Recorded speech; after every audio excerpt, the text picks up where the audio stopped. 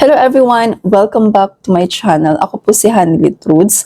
Ngayon po pag-uusapan natin about Philippine immigration requirements para sa mga Filipino na may family reunification visa, marriage or fiancé visa, or permanent residency. This topic is inspired by one of the comments I received. So ito po yung sabi niya, "Hello ma'am, sa immigration po about family reunification. Madali lang po ba? And may mga requirements ba need dadalhin doon? Need ba ng return ticket?" So for this video, sasagutin po natin yung question niya.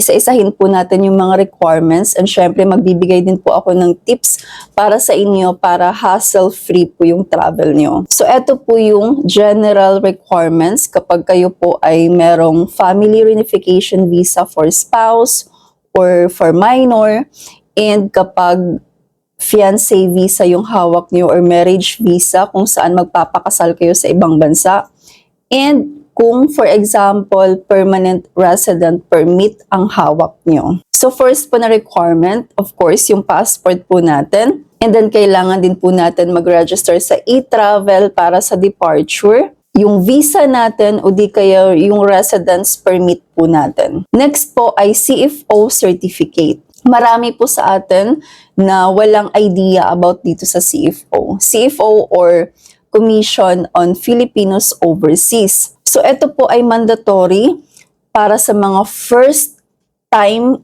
immigrant visa holders. So, kung first time nyong mag-migrate sa ibang bansa, kailangan nyo pong mag-attend ng seminar sa CFO or Commission on Filipinos Overseas.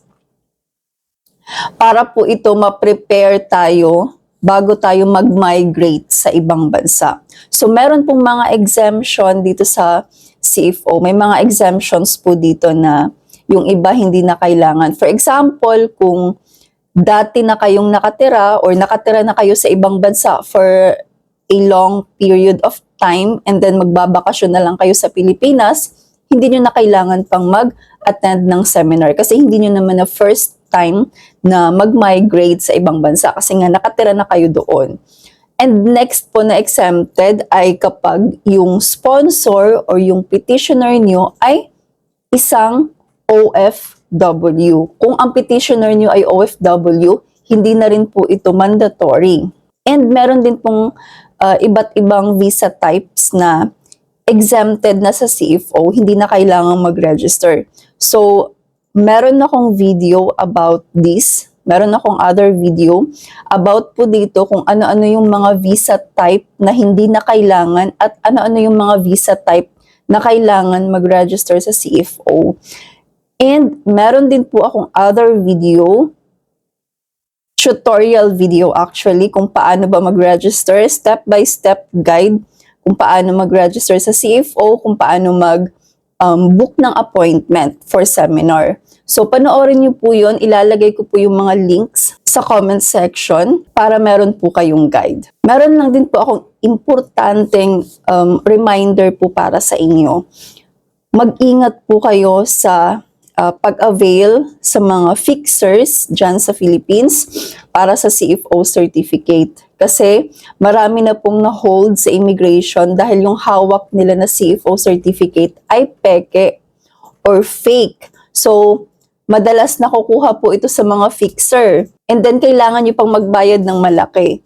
Ang CFO certificate, ang kailangan nyo lang pong bayaran doon ay I think 30 pesos. Correct me if I'm wrong kung magkano yung exact amount. Kasi yung shinare sa akin ng mga clients ko before, ang binayaran lang nila ay mga nasa 30 pesos lang talaga.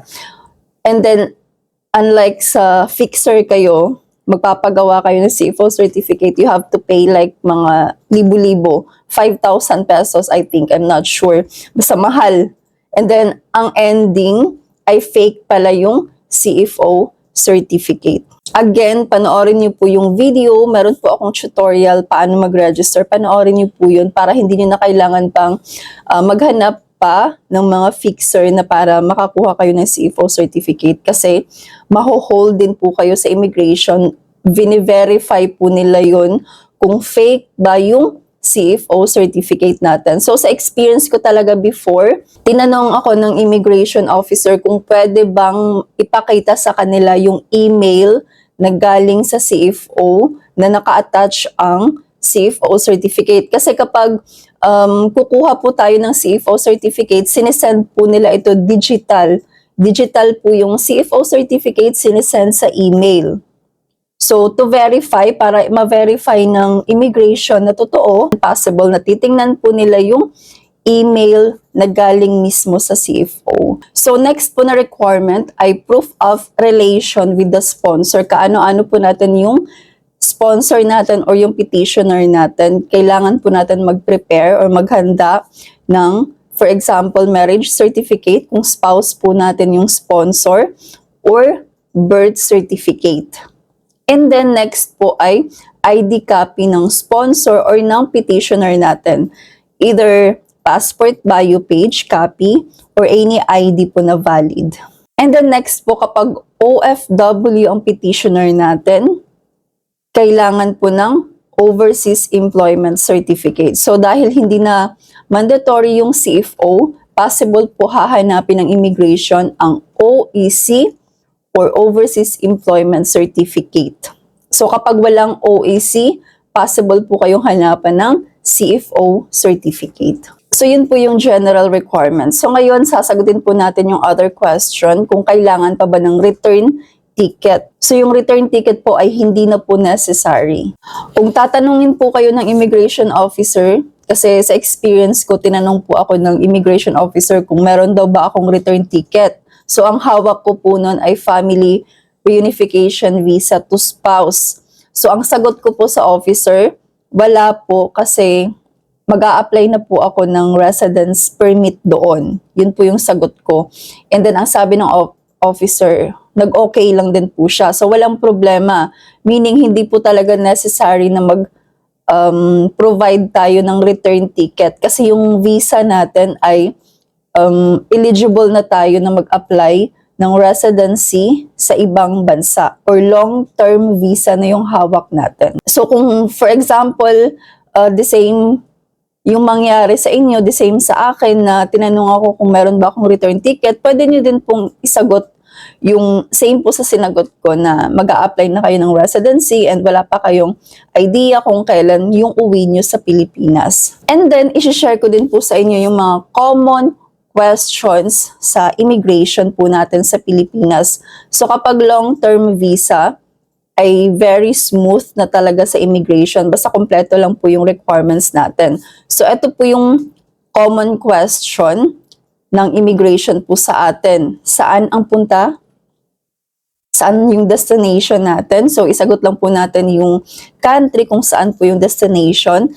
Ano ang gagawin doon? So, ano yung purpose natin? So, kung family reunification visa po yung hawak nyo, then isagot nyo po na to reunite with your family or family reunification po. Pwedeng yun lang yung isagot nyo. And then, kapag naman marriage or fiancé visa, then isagot nyo po na magpapakasal kayo doon. And kapag naman permanent resident na po kayo doon sa ibang bansa, then yun lang din po yung isasagot nyo na permanent resident na kayo doon sa destination nyo. So, hindi nyo na kailangan pang habaan yung sagot nyo. Depende kung ano yung purpose of travel nyo. Yun lang din po yung isasagot nyo. So, next po na possible question ay kung kaano-ano natin yung sponsor natin or yung petitioner natin. So, depende kung ano ba yung relation nyo po doon sa petitioner nyo. Yun lang din po yung isasagot nyo. And then, possible din po itanong kung ano yung nationality ng petitioner. Kung Filipino ba or ibang lahi ba. So, yun lang po talaga yung pinaka-common. Yun talaga yung madalas na possible itanong sa immigration kapag long-term visa po yung hawak natin. Ngayon, paano ba ma-avoid na ma-offload? Kasi possible pa rin po tayong ma-offload sa immigration kahit na long-term or immigrant visa na yung hawak natin. So ano ba yung mga possible reason na ma-offload? Pinaka-common reason is yung CFO certificate. Kapag wala po kayo nun, yun po yung possible na magiging dahilan na hindi kayo i-allow ng immigration na makaalis hanggat hindi kayo nakakakuha ng CFO certificate. So para lang po ito sa mga long-term visa like family reunification, marriage or fiancé visa, and permanent residency. And marami pang iba na type of visa na kailangan mag-register sa CFO. Again, panoorin niyo po yung video para meron po kayong guide. So about po dito sa na-offload dahil sa CFO, walang CFO, meron akong babasahin na message galing po sa kababayan natin. Nag-share po siya sa akin ng experience niya. And meron din siyang kaunting tanong. So ito po yung sabi niya. Hello, ask lang po if spouse visa. Last December 15, flight going to UK na po sana. But hindi nakalipad kasi need daw CFO certificate. So hindi nakalipad, hindi nakaalis, hindi inalaw ng immigration na makaalis dahil kailangan ng CFO certificate. So ito yung tanong niya, if sa immigration po ulit, ticket, visa, e-travel, and CFO lang po ba ang need nila? Di na po kaya hihingiin ang affidavit of support? So yun po yung question niya. About po dito sa affidavit of support, kapag yung hawak po natin ay family reunification visa, marriage visa, fiancé visa, or permanent residency na yung hawak natin, hindi na po kailangan ng affidavit of support. So yung na-mention ko po kanina ng mga requirements, yun lang po yung general requirements na hahanapin ng immigration po sa Pilipinas. So, yun po. Hindi po siya nakaalis going to UK dahil wala siyang CFO certificate kung saan yung hawak niya po ay spouse visa or family reunification visa to spouse. 'Di ba? So, possible pa rin pong ma-offload kahit na long-term yung visa na hawak natin kapag wala tayong CFO certificate. So, eto po yung tips ko para sa inyo. First, kailangan nyo pong maging handa talaga. I-review nyo po kung tama ba yung mga documents na dala nyo and make sure na kompleto. Next po ay pumunta po kayo sa airport ng mas maaga, like 5 hours before your departure para mauna na kayong makapag-check-in, mauna na kayong sa immigration for interview, matapos nyo na lahat. Kasi in case na merong hanapin yung immigration na hindi nyo dala, pwede nyo pang mai-prepare or makuha para makaabot pa kayo sa flight nyo. So, mas maganda talagang early po kayo sa airport. And then, stay updated. I-check nyo po yung Facebook page ng Bureau of Immigration para sa mga updates, para sa travel requirements. And i-visit nyo din po ang Facebook page ng CFO or ang nakapangalan po sa Facebook page nila ay Commission on Filipinos Overseas. So, nagpo-post din po sila doon ng mga information, ng mga updates. Pwede din po kayong directly na sa website ng CFO, cfo.gov.ph. Doon makikita nyo na lahat kung paano ba mag-register and lahat ng procedure and requirements nandoon makikita nyo po sa website nila mismo. And then next po ay huwag kabahan. Hindi nyo kailangan kabahan kung kompleto po yung requirements. Basta makompleto nyo lang yung requirements, magkakaroon po kayo niyan ng confident and of course, peace of mind, di ba? And then kung may mga tanong yung immigration officer, kalma lang kayo. Hindi nyo kailangan kabahan talaga. Huwag kayong matakot. Kasi yung mga questions lang naman sa immigration ay parang kailangan lang talaga nila yun kung totoo ba yung purpose of travel mo. Parang to make sure kung totoo ba and kung kompleto ba yung mga requirements nyo. So, sana ay nakatulong po itong video and syempre kung meron po kayong mga comments or questions, i-comment nyo lang po and itatry ko po talaga na sagutin yung mga questions nyo.